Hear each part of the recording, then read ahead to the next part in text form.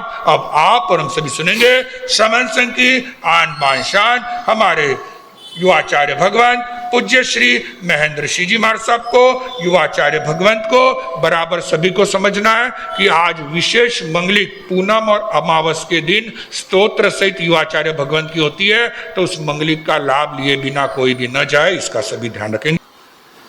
चरम तीर्थंकर शासनपति श्रमण भगवान महावीर स्वामी, अरिहंत परमात्मा श्री सिमंदर स्वामी भगवान,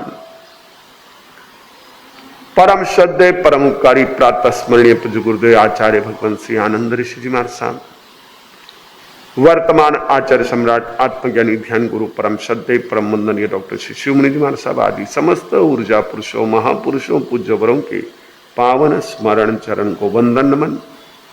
यहाँ विराजी स्नेही सहयोगी श्री हितेंद्र ऋषि जी महाराज, श्री धवल ऋषि जी महाराज, श्री महत ऋषि जी महाराज, धर्म प्रेमी बंधुओं माता बहनों, जिनके वचन, जिनके सिद्धांत, जिनकी साधना, जिनके संदेश हमें सम्यक आराधना के मार्ग पर आगे बढ़ाने वाले हैं, ऐसे परमपिता परमात्मा तीर्थंकर प्रभु की देशना जिन वाणी के प्रति आप सभी के भीतर में रही आस्था का हार्दिक अभिनंदन। आज के इस महत्वपूर्ण दिन पर, जो कि हमारे जैन परंपरा का एक विशेष अवसर है, वैसे भारतीय संस्कृति को हमारे विचारक कहते हैं कि ये कृषि प्रधान और ऋषि प्रधान रही। ऋषि यानी केवल हम नहीं भाई हो, ऋषि यानी जो भी संत महात्मा है, ये तो एक संबोधन है। अभी तो दो में हम रह गए, जैसे अमेरिका अभी 2 पार्टी से 3 में जाएगा या नहीं पता नहीं है, 2 पार्टी में है, डेमोक्रेटिक रिपब्लिक। वैसे हमारे साधु संतों में जो है, अपने सनातन परंपरा में ऋषि और मुनि 2 ही रह गए। नहीं तो पहले तो मलजी भी लगता था, चंद भी लगता था, अलग प्रकार के लालजी भी लगते थे, कई नाम होते थे। तो ये तो खैर एक केवल संज्ञा है, नाम है। वास्तव में ये एक तरह से दोनों का जोड़ा है, कृषि और ऋषि, खेती और संत सत्य। इनका हमारे यहां बहुत महत्व रहा।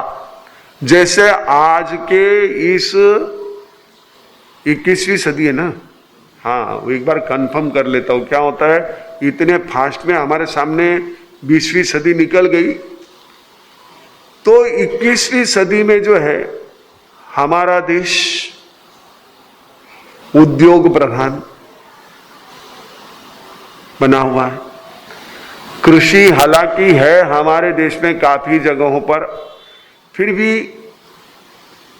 समय के हिसाब से लोगों को खेती की बजाय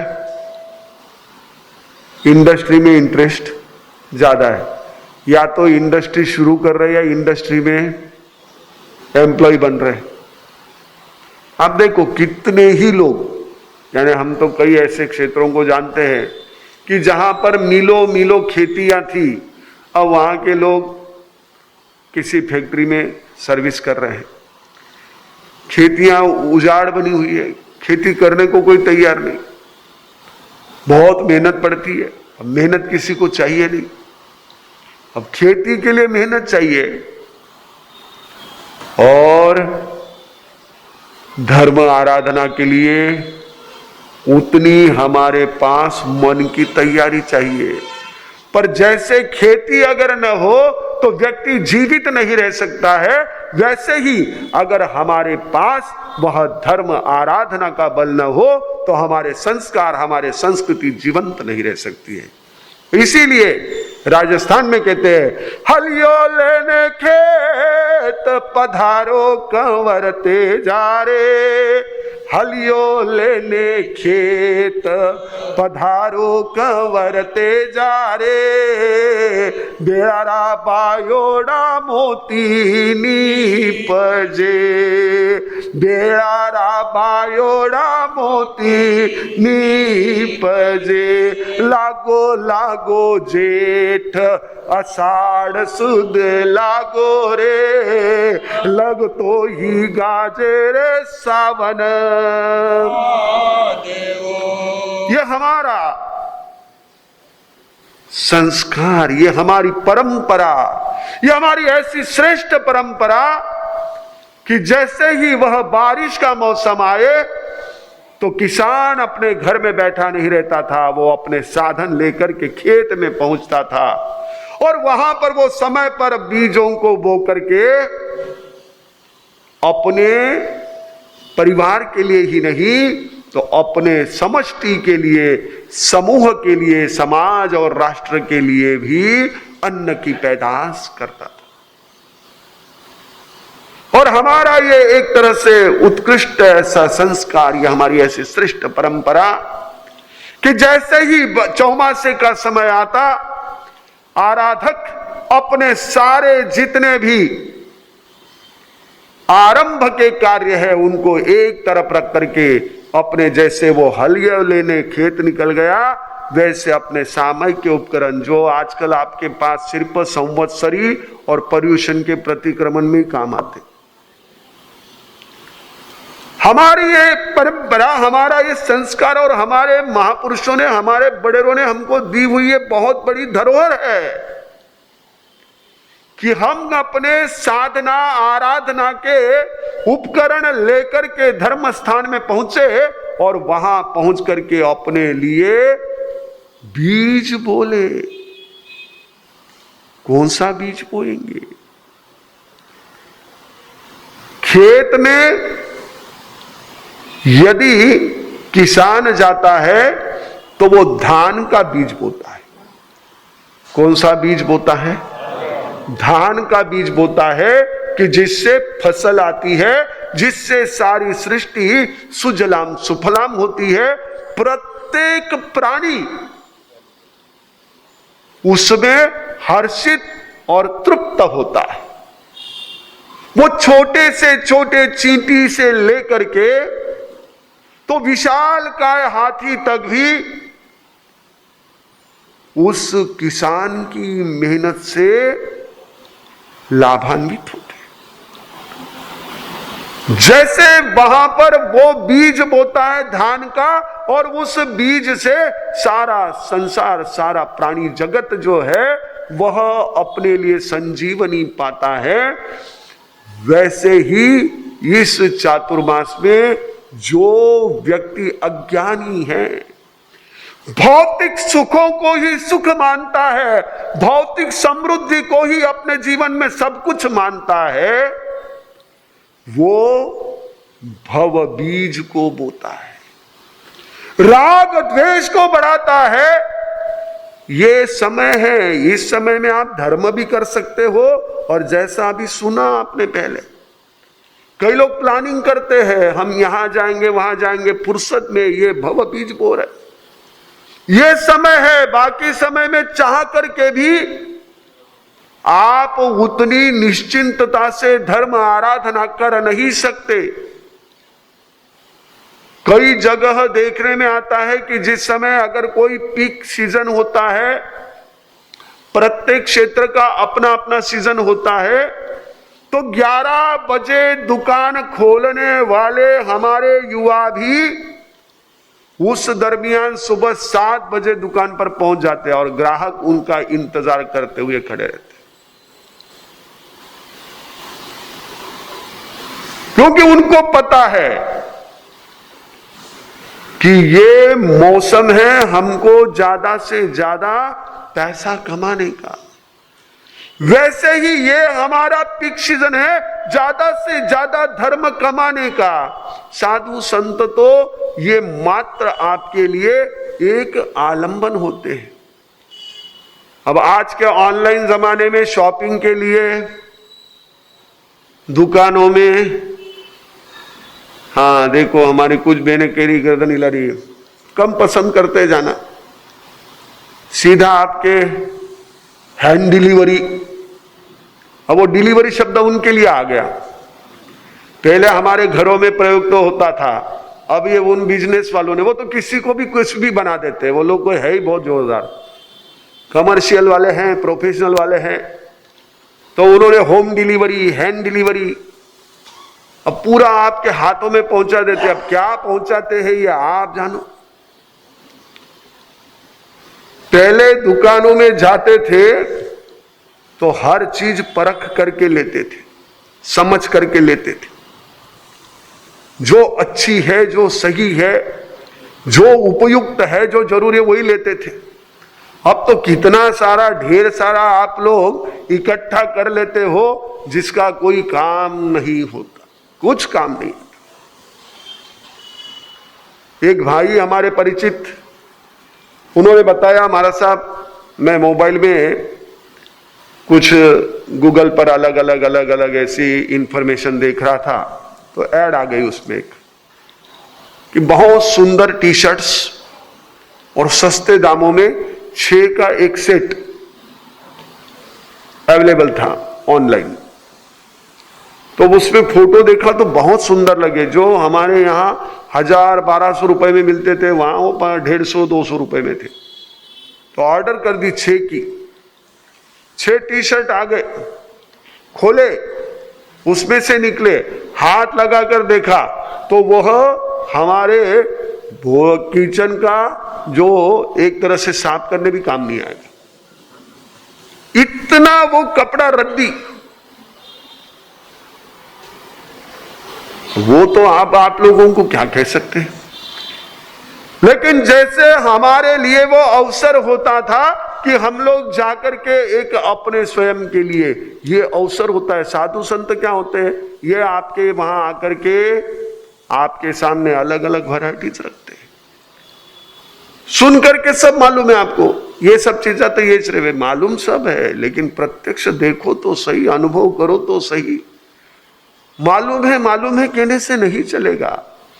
धर्म तो अनुभव करने से ही होगा, हमें उसका अनुभव करना होगा।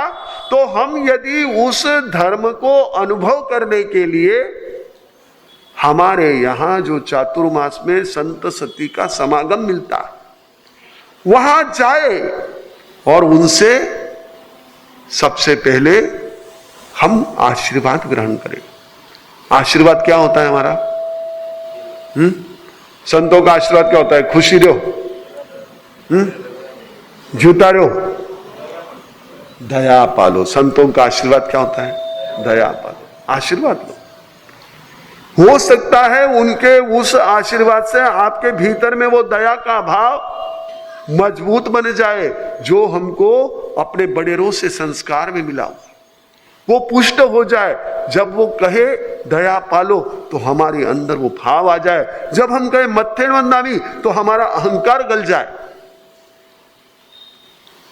तो हमारी ये क्या हो जाती है, एक तरह से चातुर्मास में संत सती जी के पदार्पण से जीवन में आराधना की वृद्धि हो जाती है। फिर हम प्रवचन में जाए, उसमें सामायिक करे तो और अच्छा। जब आपने मकान बनाना ही है, प्लॉट खरीदा ही है, तो अगर आपको मकान बनाना ही है, प्लॉट खरीदा ही है, तो आप क्या करते हो? 4 दीवारी तो पहले खड़ी कर लेते हो। वैसे ही हमने प्रवचन सुनना है, उस समय में दूसरा कोई काम करना ही नहीं है, सामयिक ले लेना, सामयिक लेकर के प्रवचन सुन ले, दोनों लाभ हो। कईयों को प्रश्न होता है, हमारे साहब सामयिक में प्रवचन सुन सकते हैं, सामयिक में माला फेर सकते हैं, सामयिक में भक्तामर कर सकते हैं? बिल्कुल कर सकते हैं। जो भी काम आपके सांसारिक ऐसी सावध्य क्रिया से जुड़ा हुआ नहीं है, जिसमें कहीं भी सांसारिक बातों का संबंध नहीं है, ऐसा हर कृत्य आपको सामयिक में अलाउ है। क्योंकि आपने सावध्य योग का त्याग किया हुआ है। तो आप सामयिक में प्रवचन सुन सकते हो, जरूर सुन सकते हो, बल्कि और अच्छा है। सामयिक में माला भक्तामर कर सकते हो, क्योंकि वो माला आपकी मात्र परमात्मा के स्मरण के लिए, माला आपकी अगर किसी विशेष अपेक्षा की है तो वो सामयिक में ना करो कि माने ये मारा सा किया रहे, माने ये किया रहे कि इतनी माला गुण हो तो थाने यो काम हो जाएगा, इतना दिन ती माला गुण, वो सामयिक में।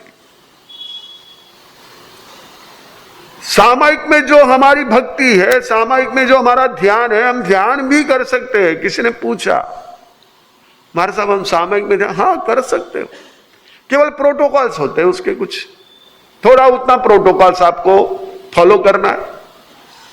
अगर आप उतने कर लो तो बहुत अच्छा, चद्दर चोल पट्टा पहन लो तो बहुत अच्छी बात है, कम से कम चद्दर तो पहन लो, उतना भी कर लो, थोड़ा सा प्रोटोकॉल फॉलो इट। हम लोग यूनिफॉर्म का ज्यादा ये नहीं रखते, नहीं तो कोई भी क्या रहती है कि कई स्कूलों में कॉलेजों में जैसे यूनिफॉर्म कंपलसरी रहता है, without uniform you can't enter in that premises.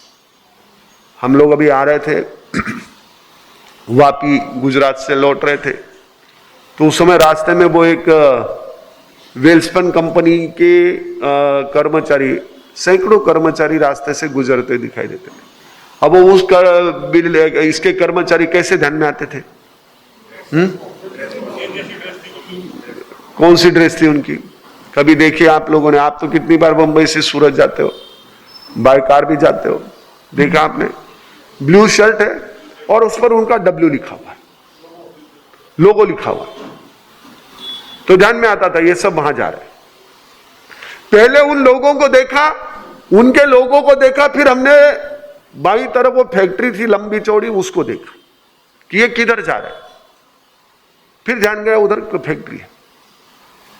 यानी उन लोगों से, उनके लोगों से जैसे कंपनी की पहचान है, वैसे हमारे लोगों से, हमारे यूनिफॉर्म से हमारे धर्म स्थान की पहचान, प्रोटोकॉल।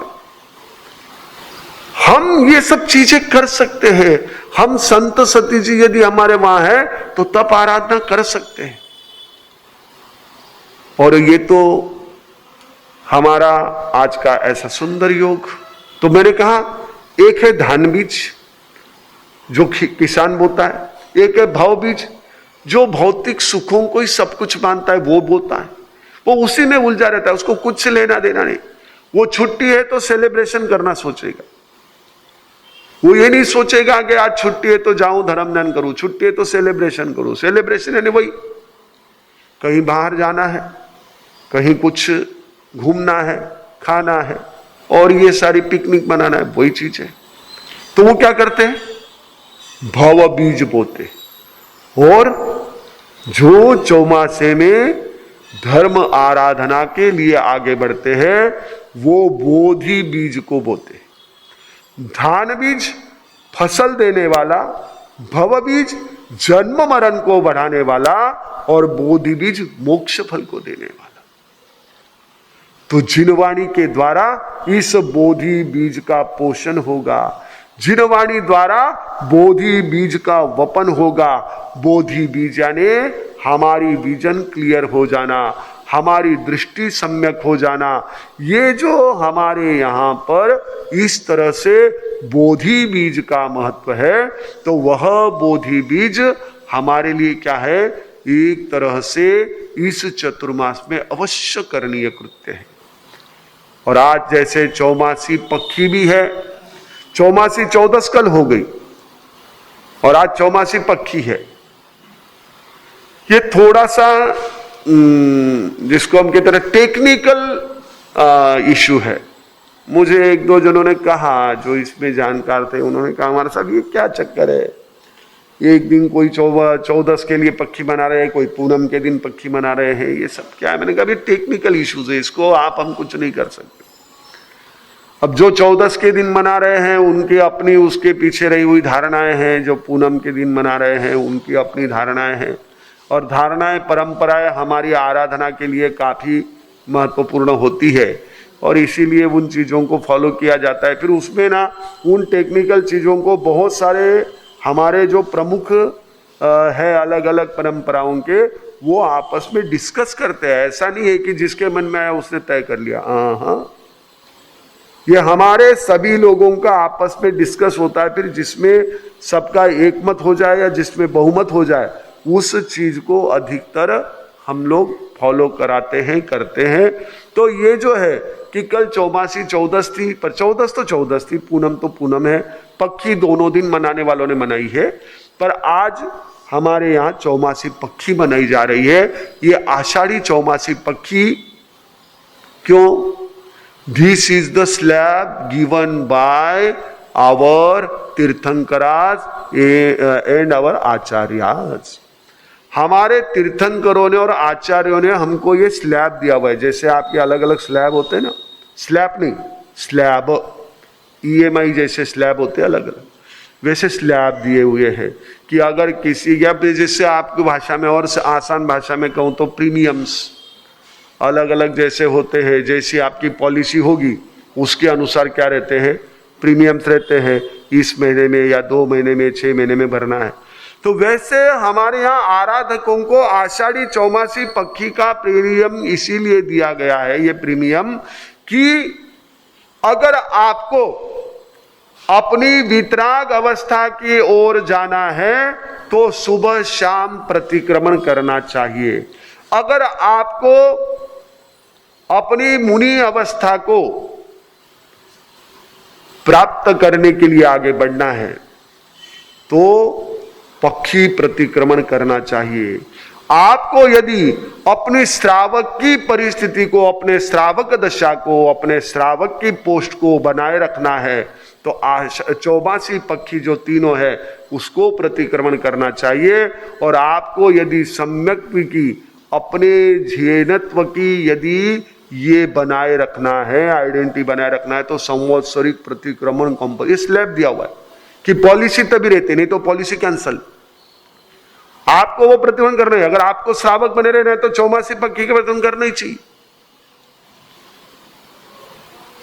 क्योंकि हमारा ये सारा जो प्रतिक्रमण या हमारे तप या हमारी सामयिक किससे जुड़े हैं? अभी आपने सुना, राग और द्वेष से, कषायों से। जाजीव वरिस चौमास पक्षगा, चार कषायों का 4 प्रकार का स्वरूप है। अनंतानुबंधी 1 वर्ष से अधिक जीवन पर्यंत रहती है। अप्रत्याख्यानावर्णी 4 महीने या उससे अधिक तक रहती है। प्रत्याख्यानावर्णी 15 दिन या उससे अधिक रहती है। और संज्वलन 1 दिन या उससे ज्यादा तक रहती है।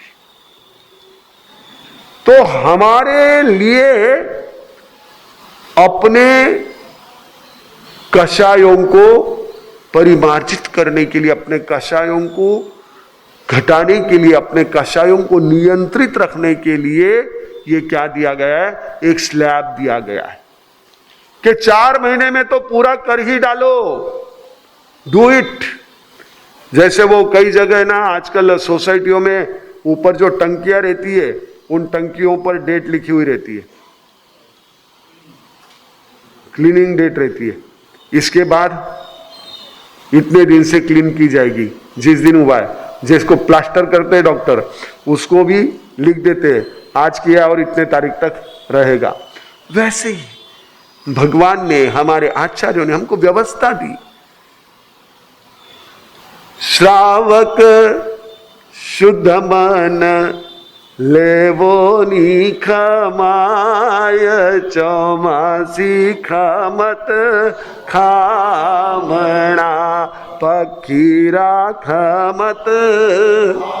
24 गाते थे हमारे भाई बहने कि ये हमारा चौमासी पक्षी का कृत्य है। तो ये चातुर्मासिक पक्षी की, आषाढ़ी चौमासी पक्षी की आज की जो आराधना है, ये आराधना हमारे लिए महत्वपूर्ण इसलिए कि हमारे कषायों को मंद करने के लिए ये एक महत्वपूर्ण ऐसा आज का दिन है, क्षण है, आज का ये मिडल पॉइंट है, सेंट्रल पॉइंट है। और मैं जैसे कह रहा था कि आज संयोग से चौमासी पक्षी भी है आषाढ़ी पूनम है और आषाढ़ी चौमासी पक्षी के साथ पूनम के द्वारा कौन सी पूर्णिमा कही जाती है आज हमारे भारतीय संस्कृति में? गुरु पूर्णिमा है। हमारे जीवन में गुरु तत्व बहुत महत्वपूर्ण है।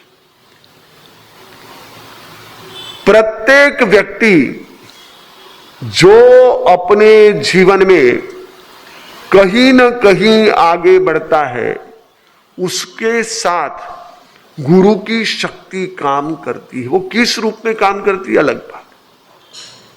अब ये थोड़ा सा डिफरेंट टॉपिक है कि इस चीज को कई लोग भुना रहे हैं, कई लोग है ना उसके लिए अपने गुरुडम को बढ़ाने के लिए इसका उपयोग कर रहे हैं। वो छोड़ दो, वो हमारा विषय नहीं है। गुरु तत्व इसलिए जरूरी है कि गुरु कैसे होते हैं? एक उस पेपर वेट की तरह होते हैं कि जो पेपर वेट आपके ऑफिस में रहता है,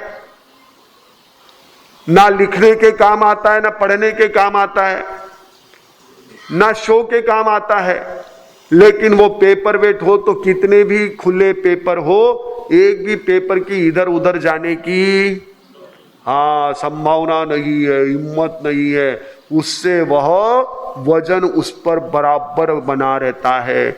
वैसे ही गुरु तत्व होता है। हमारे मन में कितनी भी ऐसी भिन्न भिन्न कल्पनाएं आए, अगर गुरु तत्व हमारे साथ है तो हमारा मन बिखरने की संभावनाएं बिल्कुल नहीं रहती। आज जो कई जगह हम स्ट्रेसेस, डिप्रेशन से ये सारी चीजें देख रहे हैं, क्योंकि उनका वह गुरु तत्व से अब तक कहीं सामना हुआ ही नहीं, गुरु तत्व से जुड़े ही नहीं। जो गुरु तत्व से जुड़ जाए वो बिखर नहीं सकता है, और बिखर रहा है इसका मतलब गुरु तत्व से जुड़ा नहीं। क्योंकि गुरु तत्व किसका द्योतक है? किसका द्योतक है गुरु तत्व? पता है? गुरु तत्व द्योतक है ये हमारे समर्पण का। आप देखते हो गुरु पूर्णिमा पर जो आपको कई प्रकार के अलग अलग चित्र देखने को मिलते हैं, उसमें क्या होता है? गुरु को प्रणाम करते, समर्पण का। गुरु तत्व ये समर्पण का प्रतीक है। और समर्पण का अर्थ क्या होता है? समर्पण का अर्थ क्या होता है? भाई, समर्पण का अर्थ होता है मेरा मुझ में कुछ नहीं, बस अब कोई नहीं, जो कहा सो स्वीकार, नहीं भी कहा तो यही, हाँ भी कहा तो यही।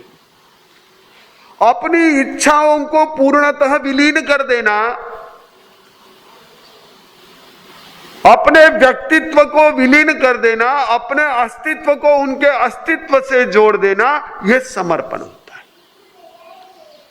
और जो इस प्रकार से गुरु तत्व की आराधना करता है, जो समर्पण करता है,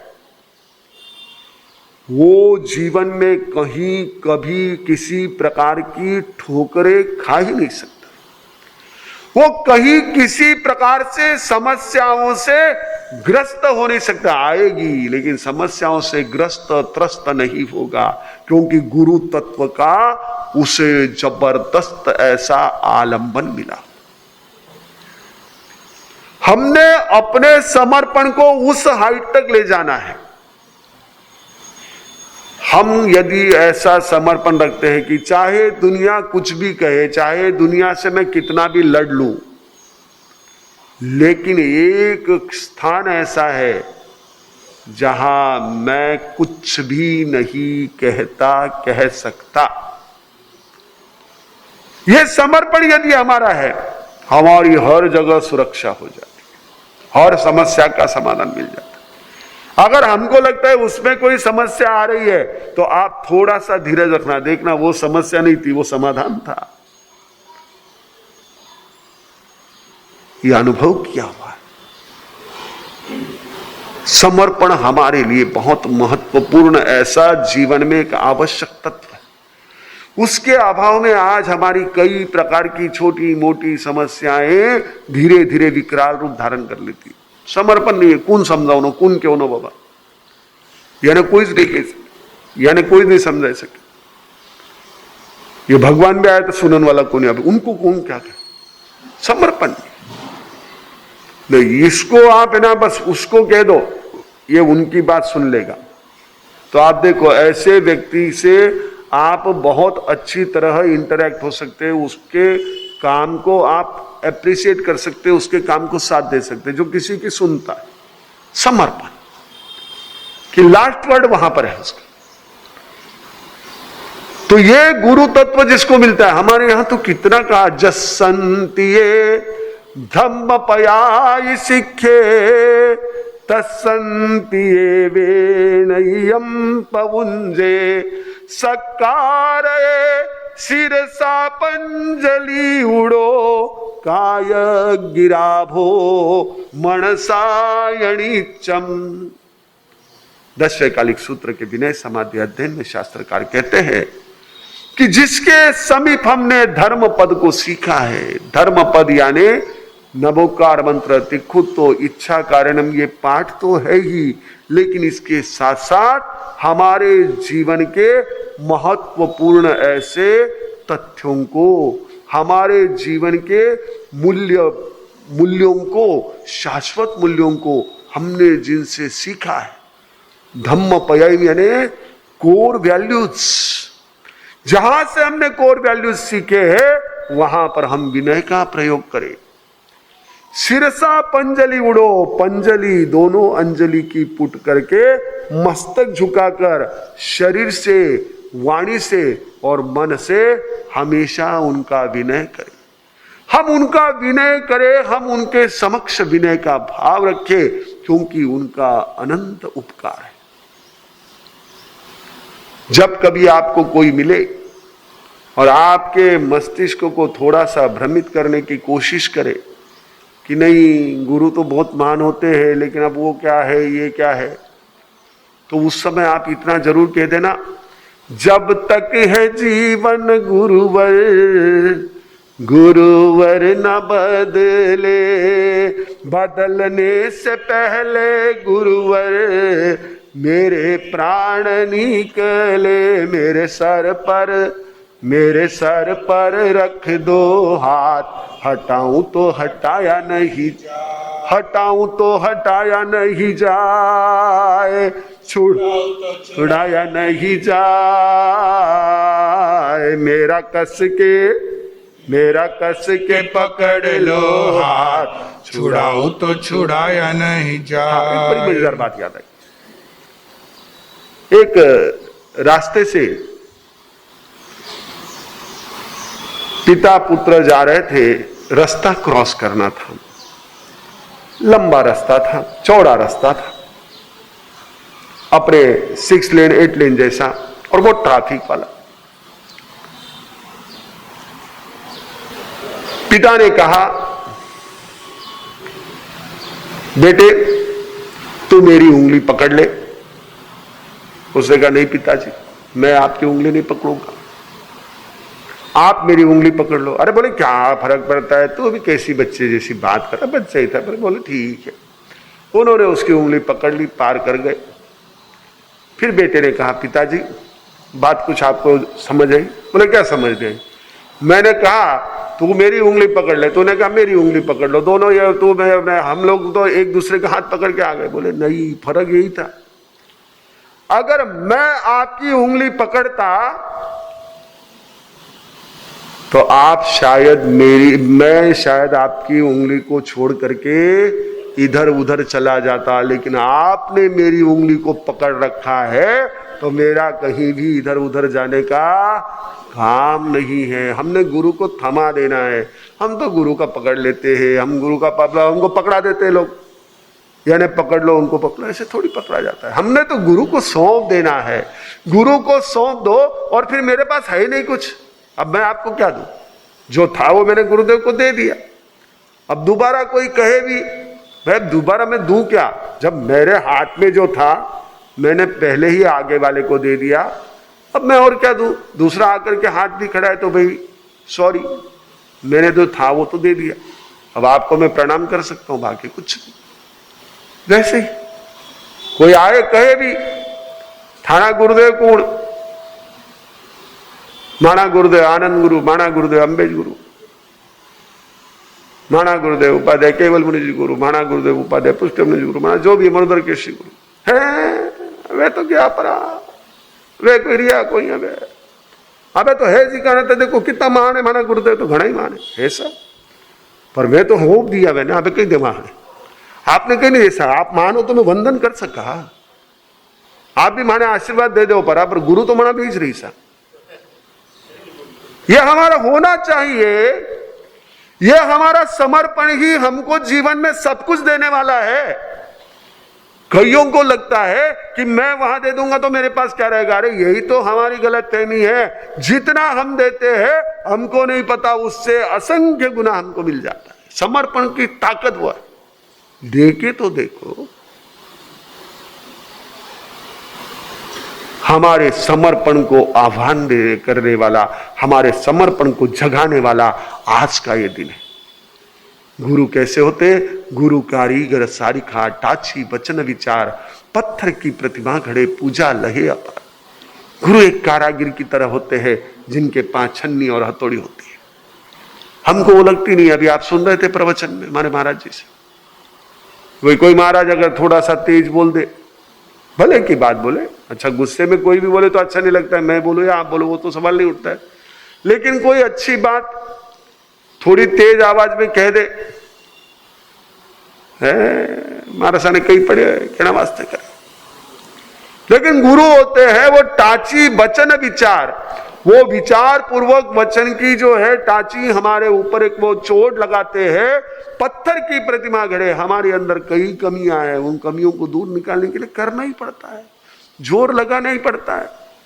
हमारे महेंद्र भाई कहते हैं, हमारे साहब आप जोर लगाओ, थोड़ा सामयिक के लिए कहो, सबको सुनेंगे, पर अब क्या ये पत्थर कितने मजबूत है पता नहीं है। अब जो पत्थर मजबूत है तो उसको तो टाची का घाव लगाओ तो वो प्रतिमा बन जाती है, नहीं तो फिर वो पत्थर थोड़ा सैंड से स्टोन हो। सैंड स्टोन हम लोग वहां थे, इसमें भद्रावती में चंद्रपुर चतुर्मास के बाद में वहां आए थे 2012 में, तो वहां एक नया मंदिर बनकर तैयार था और पुराना जो मंदिर वहां पर भांडक जी का, पार्श्वनाथ भगवान का जो था, भद्रावती पार्श्वनाथ का, तो उस प्रतिमा को स्थलांतरित करना था। तो इतनी ज्यादा उसके लिए केयर ली जा रही थी क्योंकि वो सैंडस्टोन का बना हुआ था। वो जो प्रतिमा बनी थी सैंडस्टोन की थी, उसको शिफ्ट करते समय कहीं उस प्रतिमा में कोई इतनी सी भी चीर न आ जाए, कहीं प्रतिमा खंडित न हो जाए, इसके लिए बहुत अवेयर रहना पड़ा था। हुआ, सारा काम पार पड़ा, हो गया। लेकिन ऐसी जो इन्होंने, कई पत्थर ऐसे होते हैं कि उनको छोटी सी चोट हो तो वो पत्थर ही गायब, तो वो प्रतिमा कहां से होगी। लेकिन गुरु का सानिध्य हमारे जीवन को एक सुंदर आकार देता है, हमारे जीवन को एक सही दिशा देता है, और यही हमारे लिए सबसे ज्यादा जरूरी है। इसके बिना हमारी स्थिति क्यों जी रहे हैं खबर ही नहीं है, इरादों पे अपनी नजर ही नहीं, ये सांस आ रही है लिए जा रहे हैं, सफर को खत्म हम किए जा रहे हैं। तो ये हमारा क्या है कि बिना एक किसी ऐसे मार्गदर्शक के अभाव में हमारा जीवन जो है वो एक दिशा में आगे नहीं बढ़ जाता है, दिशा विहीन होता है। और दिशाहीन ऐसा जहाज भी हो तो वो समुद्र में भटक जाता है। दिशाहीन अगर हवाई जहाज हो तो वो भी लापता हो सकता है। तो दिशाहीन जीवन ये गुरु के बिना होता है। और गुरु से जुड़ना यानी समर्पण, गुरु के चरण ये स्थायी पता होता है शिष्य के मस्तिष्क का। तो जिस शिष्य के मस्तिष्क का पता गुरु के चरण हो, आप समझ लीजिए वह शिष्य और वे गुरु दोनों भी एक दूसरे के लिए साधना आराधना में जीवन के प्रत्येक क्षेत्र में आगे बढ़ाने वाले होते हैं। हमारे लिए ये आज का गुरु पूर्णिमा का जो अवसर है, ये संदेश लेकर आया है कि हमारे जीवन को समर्पण के साथ आगे बढ़ाना तो जिसको जिस क्षेत्र में वहीं बढ़ना है। ये कोई नहीं कहता है कि भाई समर्पण यानी दीक्षा ही ले लेना, ऐसा नहीं होता है। भगवान महावीर के समक्ष भी इतने श्रोता पहुंचे, सभी ने दीक्षा नहीं ली। उसमें 3,59,000 तो श्राविका बनी, 1,00,000 और 54,000 श्रावक बने और 14,000 और 36,000 साधु साध्वी बने। लेकिन श्रावक हो, साधु हो, श्राविका हो, साध्वी हो या भगवान के समो शरण में पहुंचने वाला प्रत्येक व्यक्ति हो, उसका भगवान के प्रति समर्पण परिपूर्ण था। हर एक के भाव यही निकलते, हे भगवान जो आपने कहा वो सत्य है, मैं इसको नहीं स्वीकार कर पा रहा हूं लेकिन आपके वचन सत्य है। तो यदि हम इस प्रकार समर्पण का भाव लेकर के आगे बढ़ते हैं तो आज का ये गुरु पूर्णिमा का दिन भी सार्थक हो सकता है। और उसी तरह चातुर्मासिक पक्षी, ये आषाढ़ी चौमासी पक्षी यानी स्टार्टिंग पॉइंट, कार्तिकी चौमासी पक्षी यानी एंडिंग पॉइंट हमारे एक जगह 4 महीने रहने का। लेकिन आपके लिए आषाढ़ी चौमासी पक्षी जो है वो स्टार्टिंग पॉइंट बनना चाहिए। नहीं तो नहीं, पहला दिन गया, मारा सारा दर्शन करने आ गया, गुरु पूर्णिमा आशीर्वाद लेने आ गया, चौमासो शुरू कर दियो, अबे पाछा पजोसन में संवत्सर में जावाला। देखो नुकसान आपका हमारा कोई नहीं, लेकिन आराधना साधना का जो हमारे लिए लाभ संत सती जी के सानिध्य में पहुंचने से होता है, वो लाभ इस प्रकार से नहीं हो सकता। आपने सुना ना अभी, वो सेठ सुदर्शन कहते हैं कि अर्जुन माली मेरे जाने में बाधा बने, फिर मेरे जीवन को अर्थ ही क्या है? प्रभु महावीर के प्रति रही मेरी भक्ति को अर्थ ही क्या है? ये मेरे लिए बाधा नहीं बनना चाहिए। मैं तो जाऊंगा, भगवान भले केवल ज्ञान से मुझे देख रहे हैं लेकिन मैं जाऊंगा। ये हमारी आस्था, ये हमारी परमात्मा के प्रति, धर्म के प्रति लगन ही हमारे जीवन को और अधिक आनंदमय समृद्ध बनाने वाली है। चातुर्मास में जैसा कि आपको बताया जा रहा है, निरंतर साधना के अलग अलग आयोजन होंगे। जैसे अभी आने वाली 12 तारीख को शनिवार को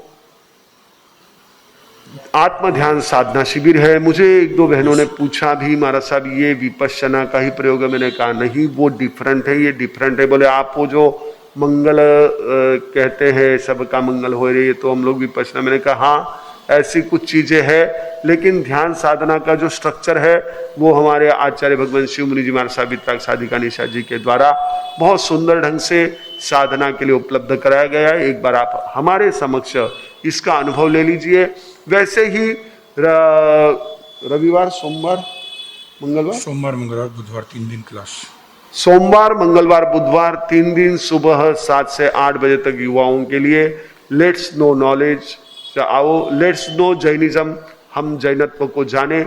इस संदर्भ में ये चर्चा रहेगी, इस संदर्भ में क्लास रहेगी। और गुरु शुक्र शनि 3 दिन ध्यान साधना का प्रयोग रहेगा। वैसे जिनको ध्यान साधना करनी है उनको सोमवार, मंगलवार, बुधवार को भी ध्यान साधना जो है यहाँ पर कराई जाएगी। उस समय हमारे कोई भी संत अवसर रहा तो उपस्थित रह सकते हैं। जो साधक इसमें नियमित जुड़ना चाहते हैं जुड़ सकते हैं। और क्लास का समय 7 से 8, ध्यान का समय 6:30 से 7:30। 19 तारीख को है ना, 19 को ही ले रहे थे ना अपन वो क्लास जो लेनी थी अपनी टीनेजर्स की जो क्लास है उसका, जब 19 का ही सोच रहे थे। अब संडे की भी सोच रहे थे, सैटरडे की भी सोच रहे थे। थोड़ा सा आप लोग है ना अपने पहले काम करो। मैं यहाँ अपने पनवेल श्रावक संघ के जितने भी सदस्य उपस्थित है उनसे कहूंगा कि आपके घर में जो भी हमारी बच्चियां हैं कुंवारी है, उन सबको एक बार दर्शन के लिए तो एक निश्चित समय में भेज दो, एक बार उनसे बात तो कर ले।